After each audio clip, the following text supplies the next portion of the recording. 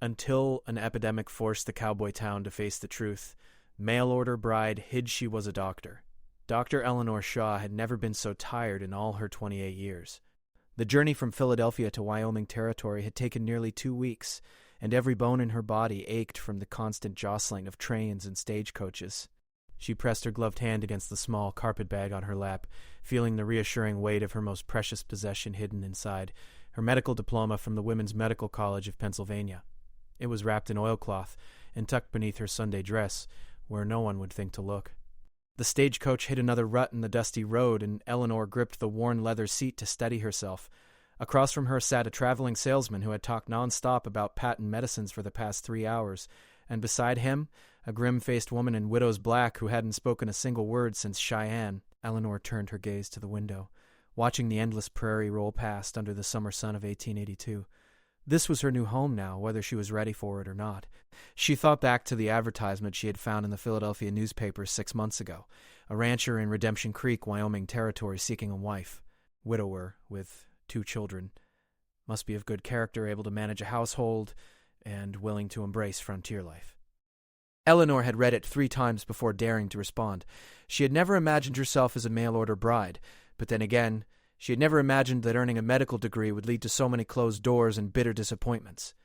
The memories still stung. After 4 years of rigorous study and countless sleepless nights, Eleanor had graduated at the top of her class.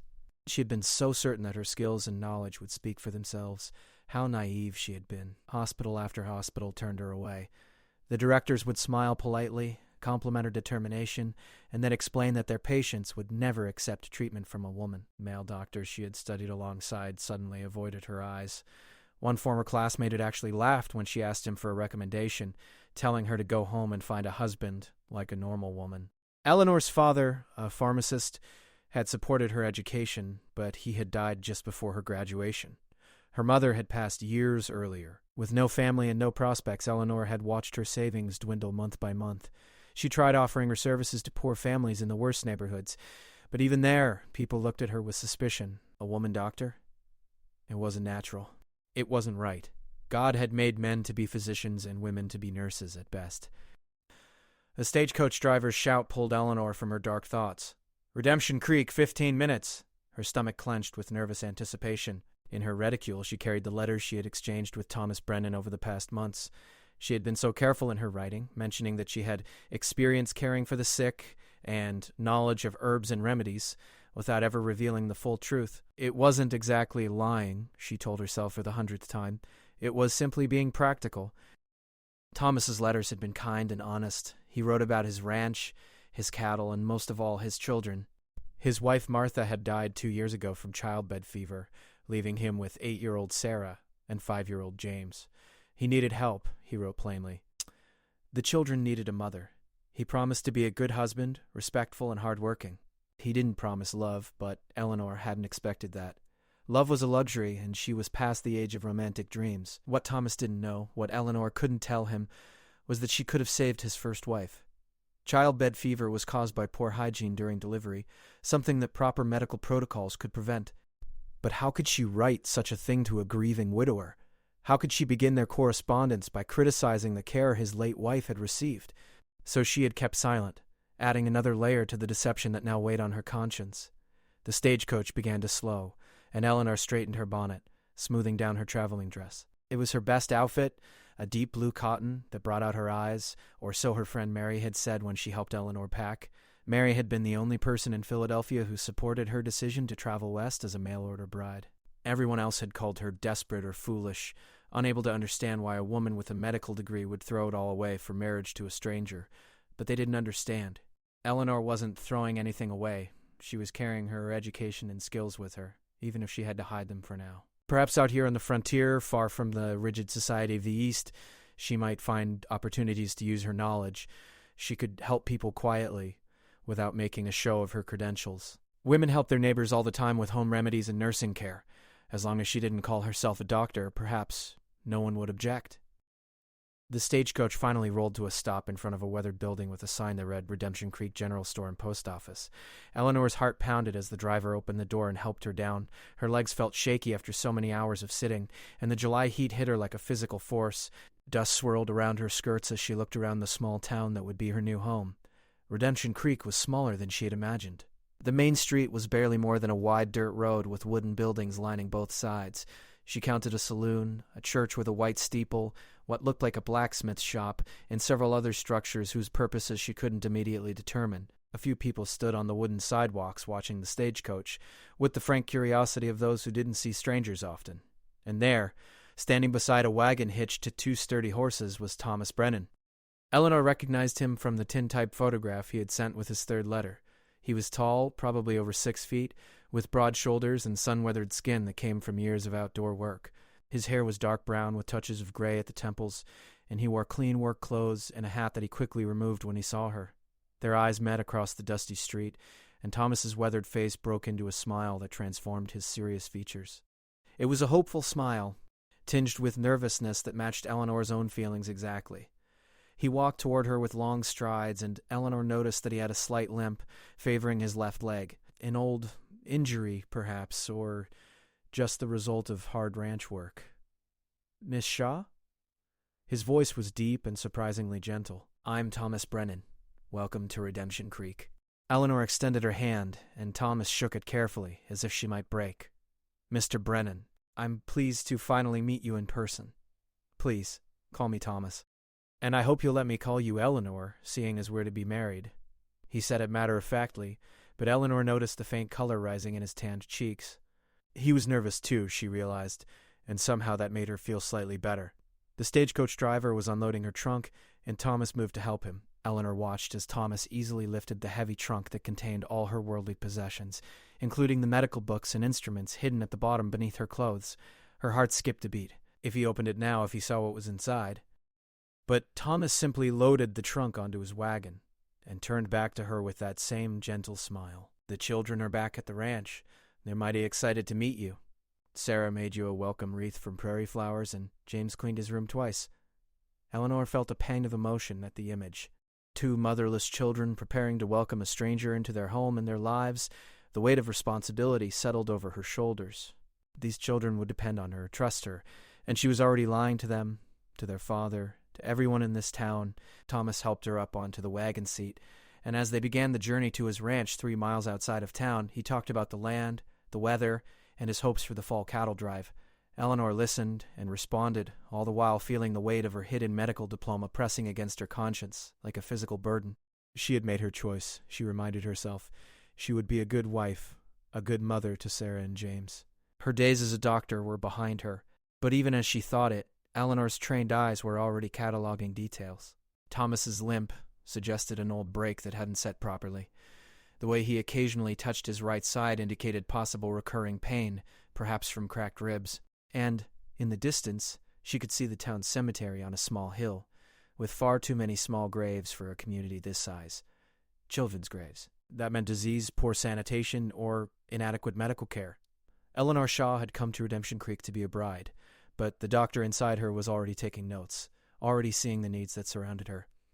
She just didn't know yet that, very soon, she would have to choose between the life she had promised to live and the calling she couldn't escape. The wedding took place 3 days after Eleanor's arrival in the small white church at the center of Redemption Creek. It was a simple ceremony attended by a handful of neighbors and townspeople who had come more out of curiosity than friendship. Eleanor wore a cream-colored dress that she had sewn herself back in Philadelphia, and Thomas wore his Sunday best, looking uncomfortable in the starched collar.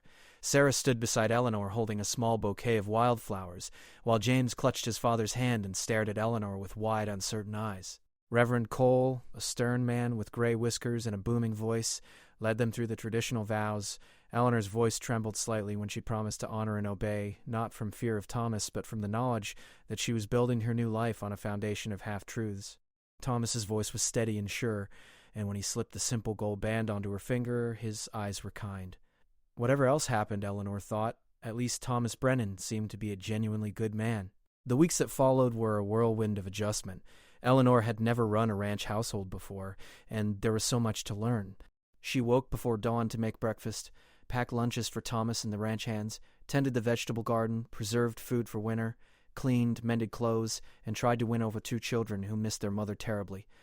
Sarah was polite but distant, watching Eleanor with careful eyes as if waiting for her to fail or leave. James was more open, sometimes crawling into Eleanor's lap in the evenings, but he would occasionally call her Mama and then burst into tears, running to his room. Thomas was patient and considerate, giving Eleanor space to settle in. Didn't demand affection or intimacy, seeming content to let the relationship develop naturally. He would tell her stories about the ranch over dinner, ask about her day, and thank her sincerely for the meals she prepared and the care she showed his children. Slowly, carefully, they were building something real between them, which made Eleanor's secret feel heavier with each passing day. The ranch was located 3 miles from town, surrounded by rolling prairie and backed by distant mountains. Thomas raised cattle and horses, employing 3 ranch hands who lived in the bunkhouse. The work was hard and never-ending, especially during the summer months. Eleanor found herself genuinely impressed by Thomas's dedication and the respect his men showed him. He was fair, hard-working, and deeply knowledgeable about the land and animals. In another life, Eleanor thought, she might have truly been just a wife and stepmother, content with this simpler existence. But the doctor in her couldn't stay completely hidden. When one of the ranch hands, a young man named Billy, cut his arm badly on a piece of barbed wire, Eleanor found herself taking charge before she could think better of it. She cleaned the wound thoroughly with boiled water and whiskey, noting with concern that the edges were ragged and deep. In Philadelphia, she would have stitched it immediately, but here she couldn't reveal that skill. It needs to be closed up proper, she told Thomas, keeping her voice casual. I read once that wounds heal better if the edges are brought together. Do you have any thin thread and a needle? Thomas looked surprised, but nodded. Martha used to do needlework. Her sewing basket is in the bedroom. Eleanor's hands were steady as she threaded the finest needle she could find and sterilized it in boiling water. Billy watched nervously as she approached. This is going to hurt, she warned him honestly, but it will heal much better this way. I need you to stay very still. Her stitches were small and even, the muscle memory of countless practice sessions in medical school guiding her hands. She worked quickly and efficiently while Thomas held the lamp and watched with growing curiosity. When she finished, she bandaged the wound carefully and gave Billy strict instructions about keeping it clean and dry. Where did you learn to do that? Thomas asked later that night, when they were alone. Eleanor's heart raced, but she kept her voice steady. My father was a pharmacist. I spent a lot of time in his shop, watching him help people. You pick things up. It wasn't exactly a lie, she told herself. Her father had been a pharmacist, and she had learned from watching him. She just left out the 4 years of formal medical education. Thomas accepted this explanation, but Eleanor noticed him watching her more carefully after that. She resolved to be more cautious, to hide her knowledge better, but the frontier had a way of testing such resolutions. A few weeks later, Sarah came down with a terrible fever. Eleanor sat beside her bed through the night, monitoring the child's temperature and symptoms with professional precision disguised as motherly concern. It was just a bad cold, Eleanor's trained assessment told her, nothing serious, but she couldn't help administering care with a physician's thoroughness, preparing willow bark tea for the fever and keeping Sarah hydrated. Thomas watched from the doorway as Eleanor worked. You have a real gift for healing, he said softly. Any mother would do the same. Eleanor deflected, but her hands were checking Sarah's pulse even as she spoke, counting the beats with practiced accuracy. As the weeks turned into months, Eleanor found herself quietly tending to various medical needs in the community. When the blacksmith's wife, Mrs. Henderson, mentioned her terrible headaches during a visit to town, Eleanor suggested she try sleeping with an extra pillow to elevate her head and avoid cheese and wine. Just something I heard once, she said casually, though she had diagnosed the likely cause as increased blood pressure and knew exactly what dietary changes might help. When young Timothy Morrison came to the ranch with his mother to buy eggs and Eleanor noticed the boy scratching constantly, she recognized scabies immediately. You know, she told Mrs. Morrison conversationally, I once heard that sulfur ointment can help with skin troubles like that. You might ask at the general store if they have any. She was walking a dangerous tightrope, helping people without revealing her true qualifications. Eleanor told herself it was better than doing nothing, better than watching people suffer when she had knowledge that could help them. She framed every suggestion as something my grandmother taught me, or a remedy I read about once, never claiming authority or expertise. The town's official doctor was an elderly man named Dr. Hutchins, who had practiced medicine for 40 years and spent the last 10 of them increasingly dependent on whiskey. Eleanor encountered him only once at the general store, and watching him recommend mercury pills for everything from headaches to childbirth complications made her physically ill. His hands shook, his breath smelled of alcohol even at 10 in the morning, and his medical knowledge seemed to have stopped advancing sometime in the 1850s. But she couldn't say anything. She was just the new rancher's wife, a mail-order bride from back east. What would she know about medicine? Eleanor threw herself into her role as wife and mother with genuine dedication.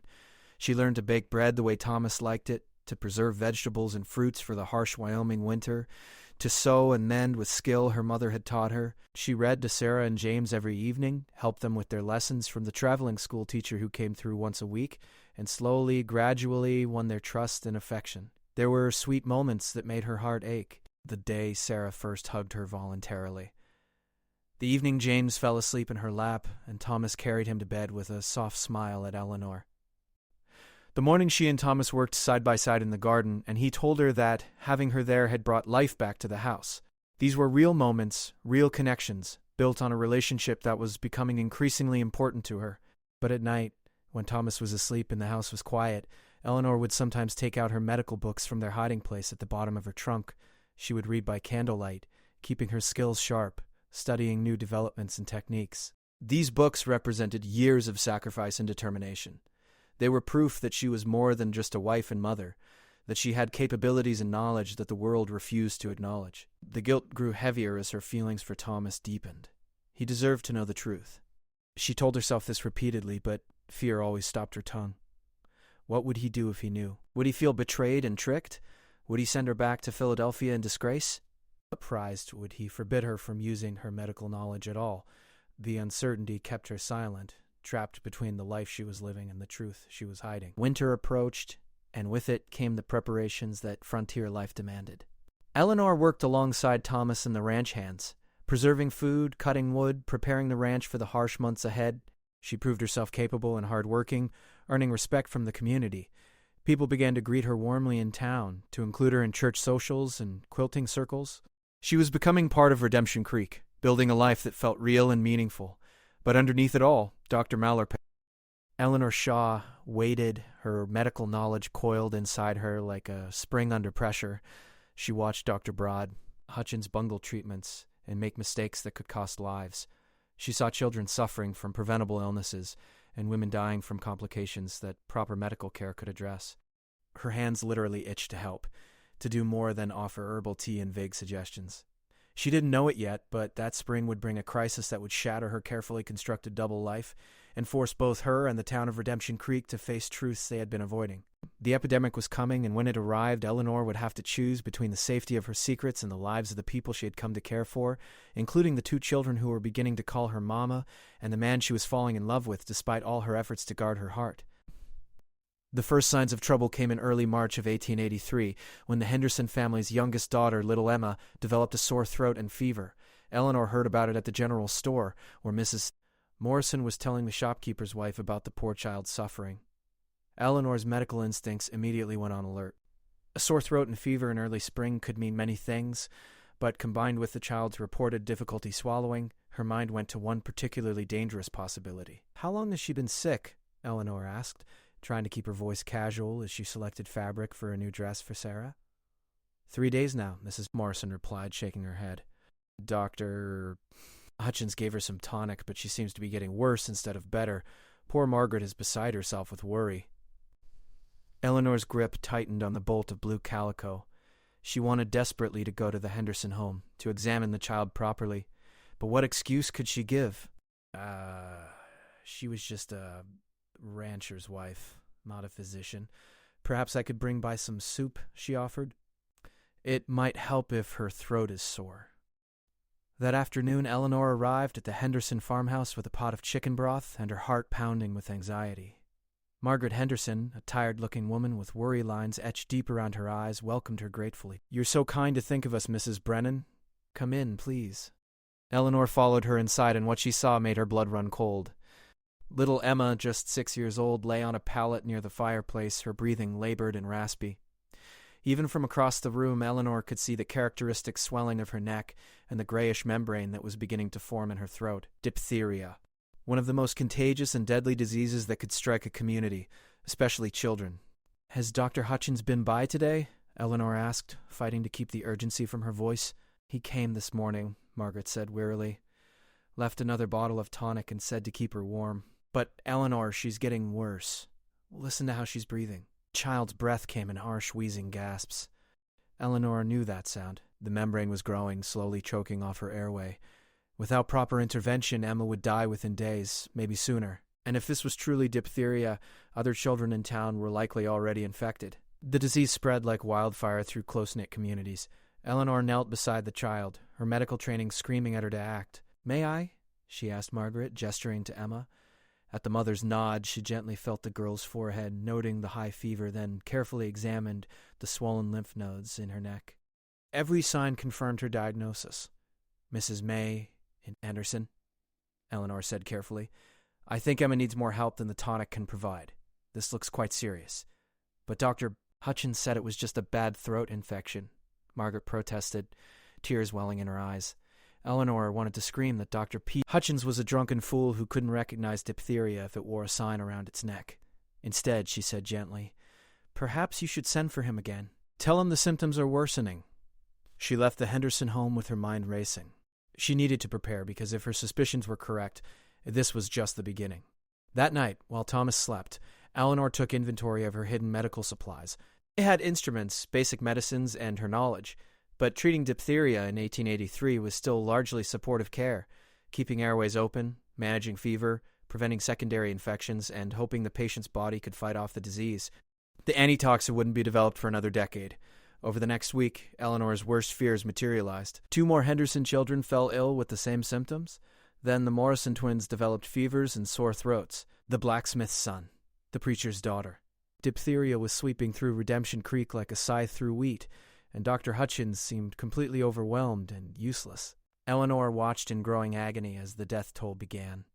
Little Emma Henderson died first, her small throat completely blocked by the thick membrane. Eleanor attended the funeral with Thomas and the children, standing in the cold March wind as the tiny coffin was lowered into the frozen ground.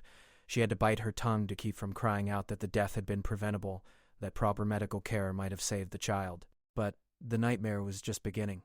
Within 10 days of Emma's death, a dozen more children were sick. The town was gripped by panic. Parents kept their children home, afraid to let them near others. Church services were canceled, the school closed. And Dr. Hutchins, faced with a crisis beyond his capabilities, spent more time with his whiskey bottle than with his patients. Then, on a cold evening in late March, Sarah came to the dinner table complaining of a sore throat. Eleanor felt her heart stop. She reached across the table and gently touched Sarah's forehead. "Fever, high fever." "Thomas," she said, her voice remarkably steady despite the terror coursing through her. "Sarah needs to go to bed." Now, over the next hours, Eleanor watched helplessly as Sarah's condition worsened. The 8-year-old girl developed the characteristic neck swelling, and by midnight, Eleanor could see the beginning of the grayish membrane forming in her throat. Thomas paced the room like a caged animal, his face pale with fear. He had already lost one wife. Now his daughter was fighting for her life.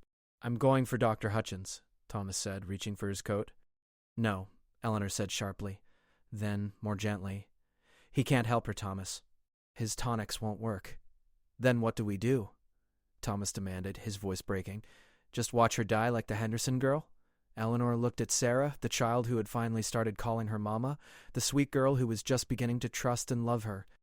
She thought of her medical diploma hidden in the bottom of her trunk. She thought of the oath she had taken to do no harm, and she made a decision that would change everything. "Thomas, sit down," she said quietly. "There's something I need to tell you." Before she could speak, a terrible sound came from Sarah's room, a gasping, choking wheeze that every parent fears. Both Eleanor and Thomas rushed to her bedside. Sarah's lips were turning blue. The membrane was blocking her airway completely. She was suffocating. Eleanor had perhaps minutes to act. She looked at Thomas, then at Sarah, then made the choice that her conscience demanded. "Get my trunk," she ordered Thomas. "The big one from Philadelphia? Bring it here. Now."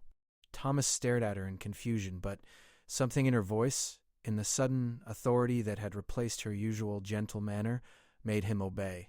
He ran from the room and returned moments later, dragging the heavy trunk. Eleanor threw open the lid and pulled out the layers of clothing, revealing the medical books, the instruments, the diploma that she had kept hidden for so long. Thomas stared at the contents in shock. "What is this?" "I'm a doctor," Eleanor said simply, pulling out her medical bag. a real doctor, trained at the Women's Medical College of Pennsylvania. And right now, Sarah's dying, and I'm the only one who can save her." She didn't wait for his response. There was no time. Sarah's breathing had nearly stopped, her small chest barely moving. Eleanor had performed this procedure before, during her training, but never on a child she loved, never with her husband watching in stunned disbelief. "I need boiling water," she commanded. "Clean cloth. And hold the lamp steady right here. Don't move no matter what you see." Her hands were absolutely steady as she sterilized her instruments. She had done this before. She knew what to do, but her heart was breaking even as her training took over. "Thomas, I'm going to make a cut in her throat to help her breathe. It's going to look terrible, but it's her only chance. Do you understand?" Thomas, his face white as snow, nodded. "Save her," he whispered. "I don't care about anything else. Just save our daughter." Eleanor positioned herself over Sarah's small form. The child's eyes were half closed, her consciousness fading from lack of oxygen. Eleanor said a silent prayer, then made the incision with practiced precision. Her scalpel cut through skin and tissue, finding the trachea exactly where it should be. Blood welled up, and she heard Thomas make a strangled sound, but his hands holding the lamp never wavered. She worked with the focused intensity of her medical training, inserting a hollow tube into the opening she had created, bypassing the blocked portion of Sarah's throat entirely. For a terrible moment, nothing happened. Then Sarah gasped, and air rushed into her lungs through the tube. Color began to return to her lips. Her chest rose and fell in steady, if labored breaths. Eleanor secured the tube carefully, bandaged the wound, and then finally allowed herself to breathe. Sarah was alive. The immediate crisis was over. She turned to find Thomas staring at her with an expression she couldn't read. Shock, certainly. Betrayal, perhaps, but also something that looked like awe. "You saved her," he said hoarsely. "Yes," Eleanor replied, suddenly exhausted, her hands finally beginning to shake as the adrenaline faded. "But, Thomas, there's more. James was exposed too, and probably half the children in this town need help that Dr. Hutchins can't provide." She waited for his anger, for accusations of deception and lies. Instead, Thomas stepped forward and pulled her into his arms, holding her tightly as she finally allowed herself to cry. "We'll talk about the rest later," he murmured into her hair. "Right now you need to tell me what to do to help these children. All of them." In that moment, standing in their daughter's room with her secret finally revealed and her true calling impossible to hide any longer, Eleanor realized that her carefully constructed double life had just exploded into 1,000 pieces. Tomorrow, the entire town would know. Tomorrow, she would face judgment, condemnation, perhaps even expulsion. But tonight, with Thomas's arms around her and Sarah breathing steadily through the tube that Eleanor's skilled hands had placed, she felt something she hadn't experienced in years. She felt like herself again. Like Dr. Eleanor Shaw, who had fought so hard for the right to heal, who had hidden her light under a bushel basket for too long. The secret was out, and there would be consequences. But at least now she could fight the epidemic that was killing Redemption Creek's children with all the weapons in her arsenal, with all the knowledge she possessed. The battle had just begun. News traveled fast in a small town like Redemption Creek, and by sunrise the next morning, half the community knew that Thomas Brennan's mail-order bride had performed surgery on his daughter. The story grew with each telling, becoming more dramatic and scandalous with every retelling. Some said she had cut Sarah's throat open right there on the kitchen table. Others whispered that she had been secretly practicing dark arts all along. A few speculated that she was a charlatan who had tricked a desperate widower into marriage. Eleanor woke after only 2 hours of sleep to find Thomas already up, standing watch over Sarah. The little girl was still breathing through the tube, her fever slightly lower but still dangerously high. Eleanor checked her vital signs with professional efficiency, noting every detail while acutely aware that Thomas was watching her every move with new eyes. "Do you have, how long have you been a doctor?" he finally asked, his voice neutral, giving nothing away. Eleanor sat down heavily in the chair beside Sarah's bed. "I studied for 4 years before that. My father supported my education until he died just before I finished." "And you didn't think to mention this in your letters?" There was no anger in his voice, just a kind of bewildered hurt that cut Eleanor deeper than any accusation could have. "I tried to find work as a physician in Philadelphia," Eleanor said quietly. "Every hospital, every medical practice, every opportunity was closed to me because I'm a woman. I was running out of money and options. When I saw your advertisement, I thought perhaps I could have a different life out here, be useful in other ways." "By lying to me." Now there was an edge to his words. "By not telling you everything," Eleanor corrected, then shook her head. "You're right. It was dishonest. I justified it by telling myself I wasn't really lying, just omitting information, but I knew the whole time that you deserved the truth. Before Thomas could respond, a sharp knock sounded at the door. Thomas went to answer it and returned with Billy, the young ranch hand, looking worried. "Boss, there's about 20 people gathered outside. Some of them look pretty angry. They're demanding to talk to Mrs. Brennan." Eleanor stood, squaring her shoulders. "I'll go speak with them." "Eleanor, wait." Thomas caught her arm. "Let me handle this." "No," she said firmly. "This is my doing. I'll face whatever comes." She walked out onto the porch to find a crowd gathered in the yard, just as Billy had said. At the front stood Reverend Cole, his face stern and disapproving. Beside him was Mrs. Potter, the banker's wife and the most influential woman in town's social circles. But mixed in with the angry faces were desperate ones, too. Eleanor recognized several parents whose children were sick with diphtheria, their eyes pleading for help, even as others in the crowd muttered about deception and impropriety. "Mrs. Brennan," Reverend Cole began, his voice booming with authority, "or should I say, whoever you really are, the town has learned of your deception. You came here under false pretenses, claiming to be a simple woman seeking marriage, when in fact you are something quite different. Some are saying you're a doctor, though how a woman could claim such a title is beyond comprehension." "I am a doctor," Eleanor said clearly. "I hold a medical degree from the Women's Medical College of Pennsylvania, a fully accredited institution. I trained for 4 years and graduated at the top of my class." A murmur rippled through the crowd. Mrs. Potter's face twisted with disdain. "It's unnatural," she declared. "Women aren't meant to be doctors. You deceived Mr. Brennan, deceived all of us. You should be run out of town for your lies."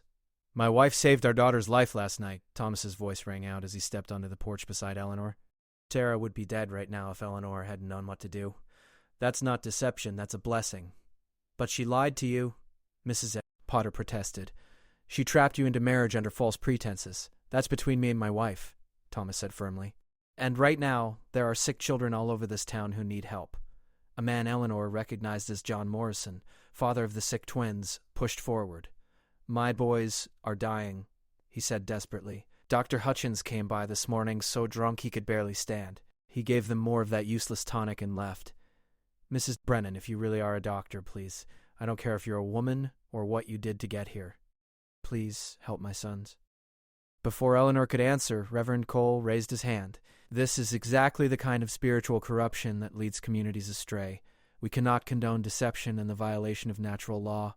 Women who overstep their proper roles bring disorder and chaos."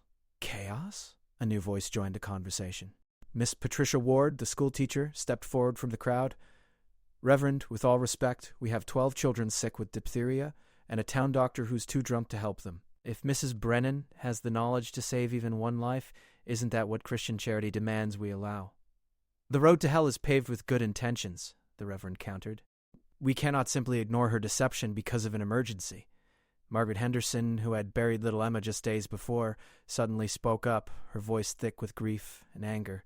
"My daughter is dead. Dead because Dr. Hutchins gave her nothing but sugar water and false hope."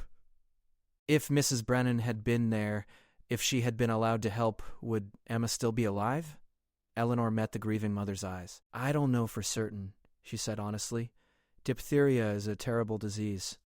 But I would have tried different treatments, yes. I would have done everything in my power to save her." The crowd erupted in arguments. Some supported Reverend Cole's position that Eleanor's deception made her untrustworthy, and her presence as a female doctor was against God's design. Others, particularly the parents of sick children, argued desperately that they needed help regardless of where it came from. The debate grew heated, voices rising, people taking sides. Then a scream cut through the noise. Everyone turned to see Annie Peterson running down the street, her apron flapping. "Help! Someone help! It's my Johnny, he can't breathe!"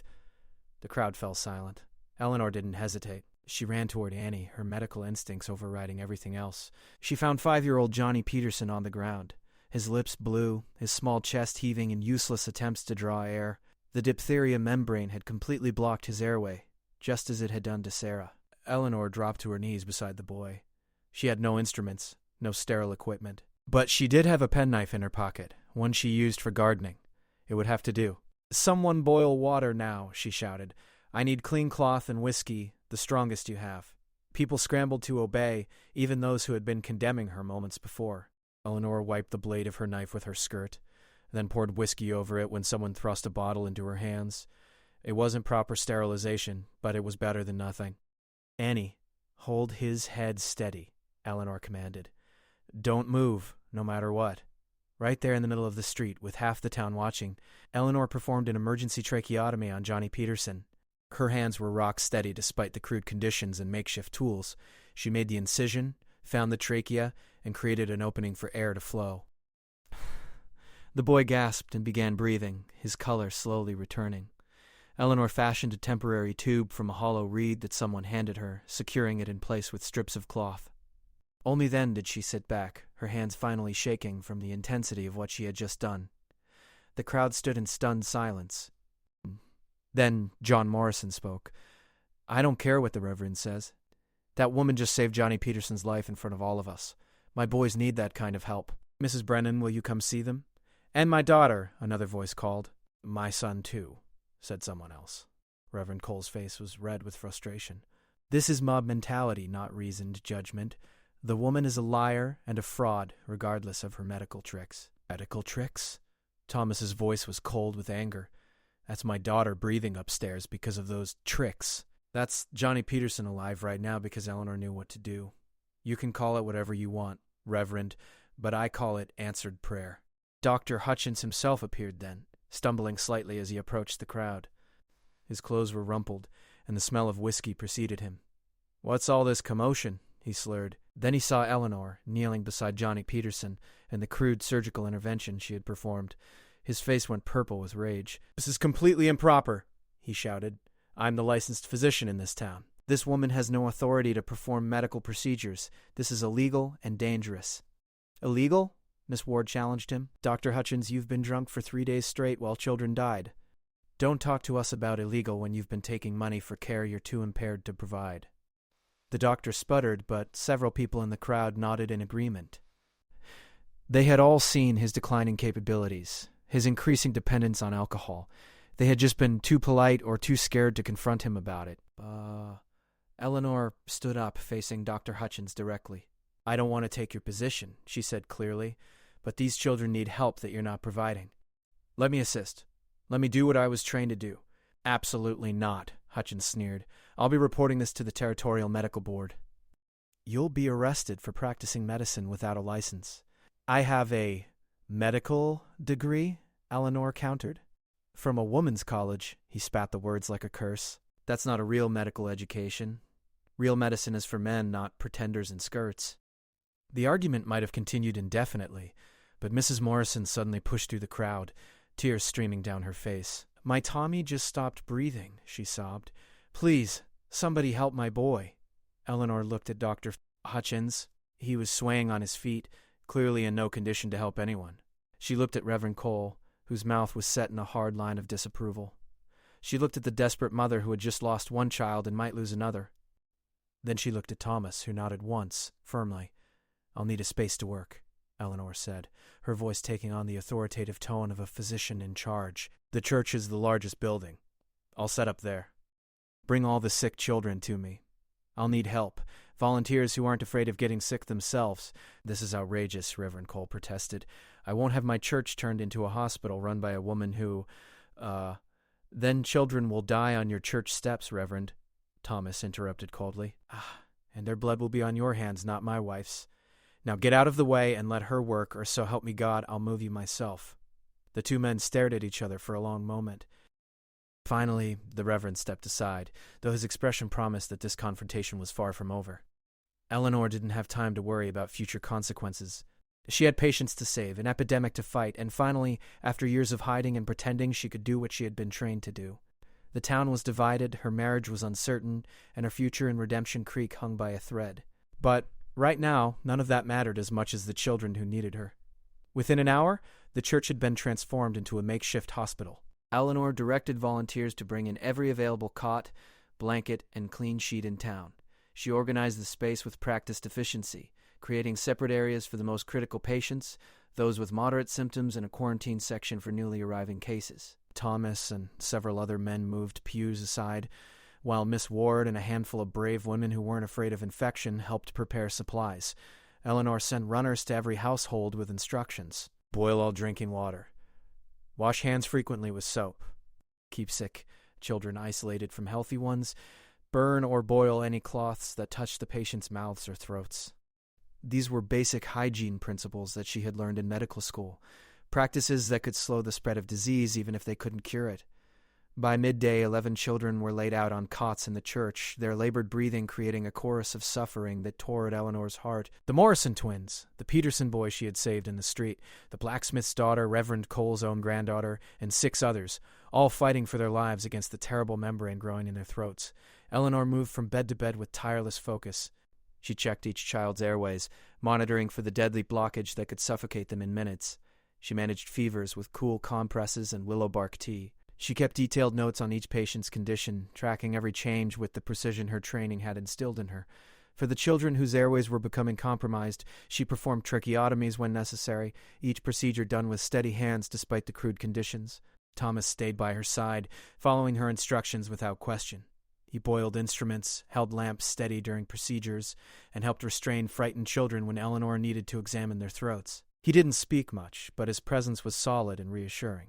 Whatever anger or betrayal he felt about her deception, he had set it aside to help her save lives. Miss Ward proved to be an excellent assistant, quickly learning to anticipate Eleanor's needs and showing no fear of the disease. Several other women volunteered as well, though some of the town's more prominent ladies, led by Mrs. Potter, made a point of staying away, their absence a silent condemnation of Eleanor's presence in the church. Dr. Hutchins appeared twice, each time more intoxicated than before, demanding that Eleanor cease her illegal medical practice. The second time, John Morrison physically escorted him out of the church and told him not to return unless he was sober and willing to actually help.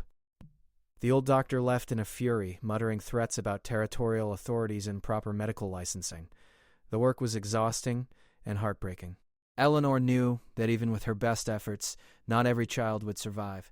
Diphtheria was a cruel disease, and in 1883 there was no miracle cure, no antitoxin that could stop it. All she could do was support the children's bodies as they fought the infection, keep their airways open, and pray that their natural defenses would prevail. On the second night, little Mary Chen, the daughter of the town's laundry operator, died despite everything Eleanor tried. The 6-year-old simply didn't have the strength to fight off the infection. Eleanor held the child's hand as she passed, tears streaming down her own face, while Mary's parents sobbed nearby. It was the worst part of being a physician, the unavoidable reality that sometimes knowledge and skill weren't enough. Eleanor stepped outside the church after Mary's death, needing fresh air and a moment away from the suffering. She found Thomas waiting there, and without a word he pulled her into his arms. She cried against his chest, all the exhaustion and grief and fear pouring out of her. "I couldn't save her," she whispered. "I tried everything I knew, but it wasn't enough." "You saved 9 others," Thomas replied, his hand gentle on her back. 9 children who would be dead without you. That matters, Eleanor. That counts for something. They stood there in the darkness for a long moment before Eleanor pulled herself together. "I should get back inside. The Peterson boy's fever spiked an hour ago, and I need to check on him." Thomas caught her hand. "Eleanor, we need to talk. About us. About what happens when this is over." "I know," she said quietly. "I know I owe you explanations, apologies, everything. But Thomas, I can't think about that right now. Those children need every bit of focus I have." "I'm not asking for apologies," Thomas said, surprising her. "I'm asking if you regret it. Becoming a doctor, would you give it up if you could go back and choose differently?" Eleanor looked up at him, at this good man she had deceived but had come to genuinely love. "No," she said honestly. "I wouldn't. This is who I am, Thomas. I'm sorry I lied to you, sorry I wasn't honest from the beginning, but I'm not sorry I became a doctor. I can't be." Thomas was quiet for a moment, then nodded slowly. "Then we'll figure out the rest when this is over. Go back to your patients. They need you." The epidemic raged for another week. At its peak, Eleanor was caring for 15 sick children simultaneously, working 18-hour days with only brief periods of rest. She taught her volunteers how to recognize warning signs, how to keep the children hydrated, how to monitor their breathing. She performed 7 more tracheotomies, each one successful, each child pulled back from the edge of suffocation. Slowly, painfully, the tide began to turn. Fevers broke. The terrible membranes began to dissolve. Children who had been at death's door started to show signs of recovery. The Morrison twins were among the first to improve, their mother weeping with joy when Eleanor pronounced them out of danger. Johnny Peterson, the boy Eleanor had operated on in the street, recovered fully, the tube removed from his throat once the infection cleared. But the victory came at a cost. In addition to little Mary Chen, 2 other children died despite Eleanor's efforts. 8-year-old Timothy Williams and 4-year-old Rebecca Foster both succumbed to the disease, their small bodies simply unable to fight off the infection. Eleanor attended both funerals, standing in the back of the church while Reverend Cole preached about God's mysterious plans, carefully avoiding any mention of the woman who had tried to save them. 3 weeks after the epidemic began, Eleanor discharged her last patient from the makeshift hospital. 11-year-old Samuel Brooks walked out of the church holding his mother's hand, weak but alive. Eleanor stood on the church steps watching them go, feeling the weight of exhaustion settle over her like a heavy blanket. She had lost 3 patients, but saved 12 others. In the calculus of an epidemic, that was considered a success, but each death still haunted her. The town had to decide what to do about Eleanor. A meeting was called at the church, the same building that had served as her hospital. The pews were back in place now, all traces of sickness scrubbed away, but Eleanor could still see in her mind where each cot had been, which child had occupied which space. Thomas sat beside her in the front pew, his hand firmly clasping hers. Sarah and James sat on her other side, the children fully recovered and fiercely protective of the woman they now called Mama, without hesitation. Miss Ward sat directly behind them, having become Eleanor's staunchest defender in town. Reverend Cole stood at the pulpit, his face grave. "We are here to address the matter of Mrs. Eleanor Brennan and her unauthorized practice of medicine in our community. While we are grateful that lives were saved, we cannot simply ignore the deception that brought her here, nor the impropriety of a woman assuming a role that God and nature intended for men." John Morrison stood up. "With respect, Reverend, God and nature didn't save my sons. Brennan did. I don't care if she's a woman or if she hid her education when she married Thomas. She did what our town doctor couldn't or wouldn't do." Mrs. Potter rose, her face tight with disapproval. "Mr. Morrison, your gratitude is understandable, but we must think of the larger principles at stake. Miss Brennan lied to her husband and to all of us. How can we trust someone who built her life here on deception?" "She lied because she had to," Miss Ward interjected, standing to face the congregation. "Every hospital in the East refused to hire her despite her qualifications. She came west hoping for a new start, and yes, she should have been honest with Thomas from the beginning. But let's not pretend that if she had written, 'I'm a trained physician' in her letters, anyone here would have accepted her. We all know the truth." The debate raged for over an hour. Some argued that Eleanor's deception disqualified her from any position of trust in the community. Others pointed out that she had saved children when no one else could. Some insisted that women had no business practicing medicine. Others countered that results mattered more than tradition. Finally, Thomas stood up. The room fell silent, everyone curious to hear what the deceived husband would say. "My wife lied to me," he began, his voice carrying clearly through the church. "She came here under false pretenses, and yes, I was angry when I found out. I felt betrayed and foolish. But here's what I know now that I didn't know before." He turned to look at Eleanor, his eyes soft. "Eleanor is the bravest, most dedicated person I've ever met. She spent 4 years studying medicine when most people told her it was impossible. She earned a degree that many men would be proud to hold. Then she came west and hid all of that brilliance, all of that training, because she thought it was the only way to have a life. She helped our neighbors with quiet remedies and gentle suggestions, never seeking credit or recognition. And when our daughter's life was on the line, she risked everything to save her." Thomas looked back at the congregation. "I'd rather be married to an honest doctor than a dishonest housewife. Eleanor is both a doctor and my wife, and I'm proud of her. This town can choose to send her away if that's what you want, but if she goes, Sarah, James, and I go with her. And, you'll have to find another drunk to replace Dr. Hutchins, because Eleanor was the best physician this town has ever seen." The silence that followed was profound. Then, slowly, one person began to clap. It was Margaret Henderson, who had lost little Emma. Others joined in, the Morrison family, the Petersons, the Brooks family, Miss Ward, and slowly more and more people until half the church was applauding. But not everyone. Mrs. Potter and her circle sat stony-faced. Reverend Cole looked deeply uncomfortable. Several of the older men shook their heads in disapproval. The town was divided, and Eleanor knew it. A vote was called. By a narrow margin of just 12 votes, the town council agreed to allow Eleanor to practice medicine in Redemption Creek officially. There were conditions, of course. She would work under the supervision of the Territorial Medical Board. Any complaints would be investigated thoroughly, and she was expected to conduct herself with the utmost propriety at all times. It wasn't a ringing endorsement, but it was permission. Eleanor stood before the congregation, her voice steady despite the emotion threatening to overwhelm her. Thank you for this opportunity. I promise to serve this community to the best of my abilities, to continue learning and improving, and to never take your trust for granted. I'm sorry for the deception that brought me here, but I'm not sorry for who I am or what I can do. I hope to prove myself worthy of your faith. That evening, back at the ranch, Eleanor and Thomas finally had the conversation they had been avoiding. They sat on the porch as the sun set, painting the prairie in shades of gold and red. I should have told you from the beginning, Eleanor said quietly. You deserve to know who you were marrying. Yes, you should have, Thomas agreed. But I understand why you didn't. The world isn't fair to women like you, Eleanor. Women who are brilliant and capable and refuse to be limited by what society expects. Can you forgive me? She asked. Thomas took her hand, lacing his fingers through hers. I already have. You saved Sarah's life, and probably James's too, since he was exposed. You saved children all over this town. How could I not forgive the woman who gave me back my daughter? Eleanor felt tears sliding down her cheeks. I love you, Thomas. I didn't expect to, but I do. You and Sarah and James, you've become my family, my real family. We love you too, Thomas said simply. All of you, the wife, the mother, and the doctor. We love all of who you are. Eleanor opened her medical practice in a small building above the general store.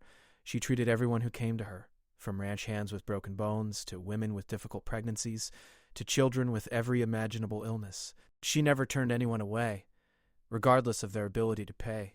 She also took on students. 2 young women from neighboring towns came to study with her, learning medicine in the informal apprenticeship style that frontier conditions demanded.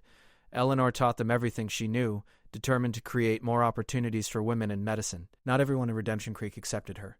Mrs. Potter and her circle never spoke to Eleanor again.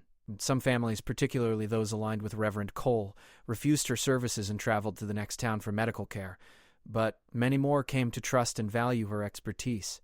Eleanor placed a memorial stone in her office inscribed with 3 names: Emma Henderson, Mary Chen, Timothy Williams, and Rebecca Foster, the children she hadn't been able to save. She looked at it every day, a reminder that her knowledge had limits, that sometimes even the best medicine wasn't enough, and that every life mattered. On the first anniversary of the epidemic, Eleanor stood in her office looking at that memorial stone. Thomas came up behind her, wrapping his arms around her waist. Regrets? He asked softly. Eleanor thought about the question. She had faced judgment, condemnation, and suspicion. She had lost patience and endured criticism. Her path had been harder than any man's would have been, but she had also saved lives, trained other women, and helped build a community where healing mattered more than convention. No regrets, she said firmly. This is exactly where I meant to be. And it was true. Dr. Eleanor Shaw Brennan had finally found a place where she could be completely herself, wife, mother, and physician, where a mail-order bride who had hidden her calling had ultimately taught an entire town that truth, courage, and compassion mattered more than tradition. Redemption Creek had lived up to its name, offering redemption not just to Eleanor, but to everyone who learned that sometimes the most valuable things come in unexpected packages, and that facing uncomfortable truths can transform a community for the better.